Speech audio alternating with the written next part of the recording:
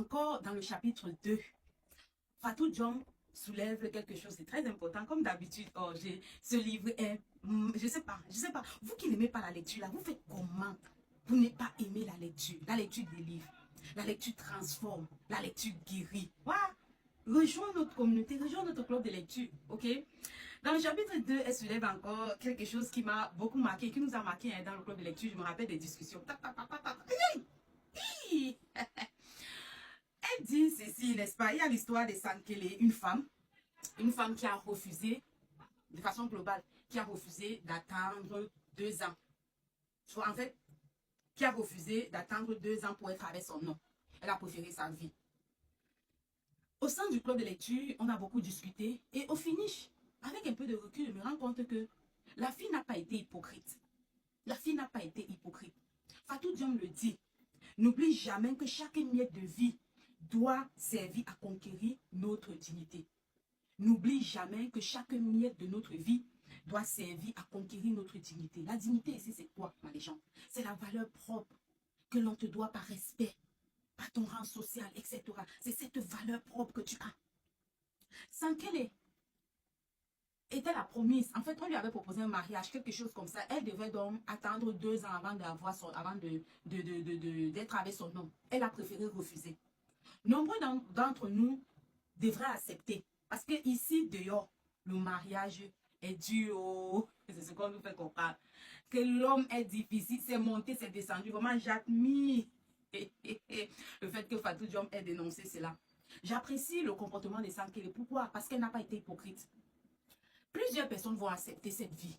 Accepter de supporter 2 ans. On le fait, tous, on le fait, on est passé par là. 2 ans pour attendre un non. Pendant ces 2 ans, il y a l'affaire dans l'affaire. Il y a l'affaire dans l'affaire. Pour les personnes intelligentes, elles comprennent. Certaines femmes vont accepter les 2 ans, mais elles vont vivre leur vie. Parce que tu n'es pas au pays, tu n'es pas là, tu n'es pas à côté pour vérifier. Quelqu'un m'a dit l'autre jour que quand la femme te dit que A plus B c'est C, papa accepte seulement. Parce que ce que tu vas découvrir entre A et B, tu vas voir que c'est I, c'est Y. C'est pour paraphraser. D'autres femmes vont accepter ce comportement, accepter ces 2 ans. Mais pendant ces 2 ans, elles vont entretenir des relations avec d'autres personnes. Comme on dit, tu vas essayer, tu vas chercher ton plan B. Mais elle, Sankele a été très très honnête et elle s'est dit, je ne peux pas supporter. Mon corps ne peut pas supporter. Ma chair ne peut pas supporter d'attendre 2 ans.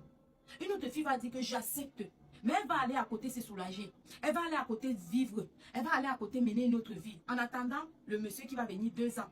Ma légende, toi à sa place, qu'est-ce que tu acceptes?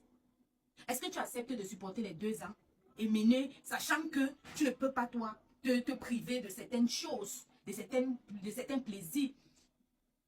Mais tu acceptes quand même parce que tu cherches la stabilité. Vous voyez un peu le paradoxe? Vous voyez, chaque miette de vie doit servir à conquérir notre dignité.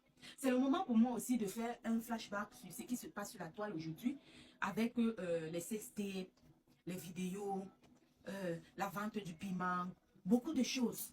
Je me pose la question, est-ce que Fatou Diom en écrivant ce livre pensait, et je vous assure les auteurs, voient au-delà, lisent les situations sociales.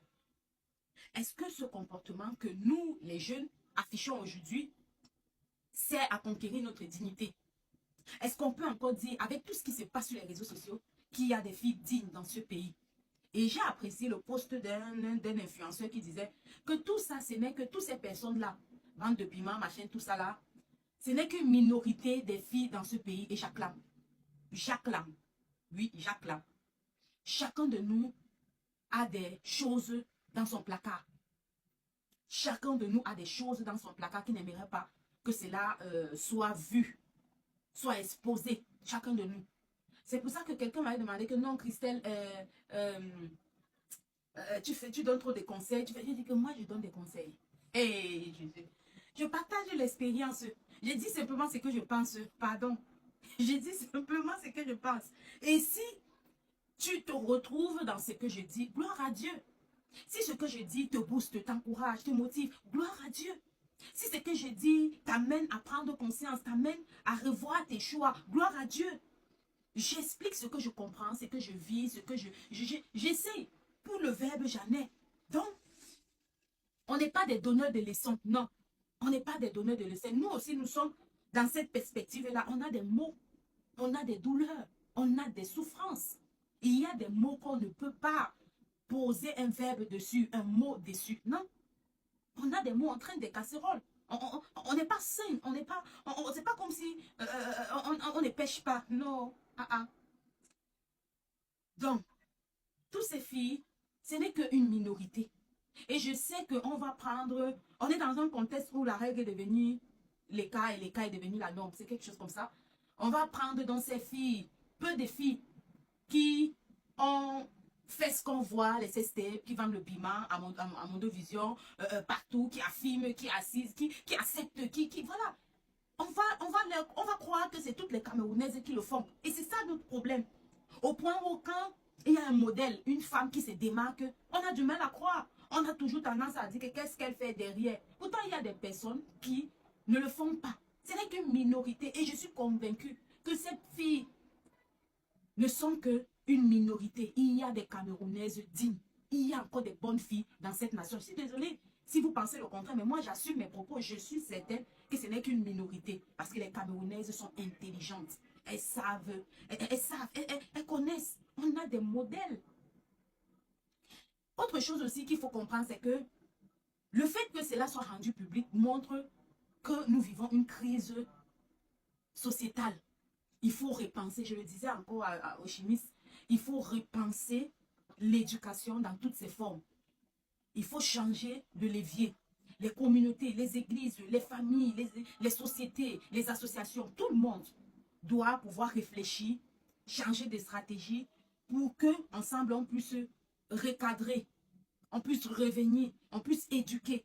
Il faut revoir nos cours, éducation à la citoyenneté. Est-ce qu'il ne faut pas changer pour dire éducation ou alors parler de la dignité, parler de la valeur? Est-ce qu'il ne faut pas mener des réflexions profondes pour sortir des solutions concrètes pour que nous ne puissions plus se retrouver? Parce qu'on dit souvent que c'est la mauvaise graine qui salit le sac, c'est vrai. À partir de là, on peut qualifier le Cameroun d'un pays de prostitution, d'un pays où les mœurs sont vulgarisées, etc. Parce qu'on ne tape pas la main sur la table. Le ministre a parlé, mais est-ce que c'est suffisant? Est-ce qu'il y a une loi qui encadre cela? Est-ce qu'il y a des sanctions? Tout ça. Vous voyez, c'est vraiment paradoxal. Ça fait mal, mais je suis convaincue, les gens, qu'il y a des bonnes personnes qui ne le pratiquent pas. Tout simplement. Ce n'est qu'une minorité. D'accord? Allez. Bye bye.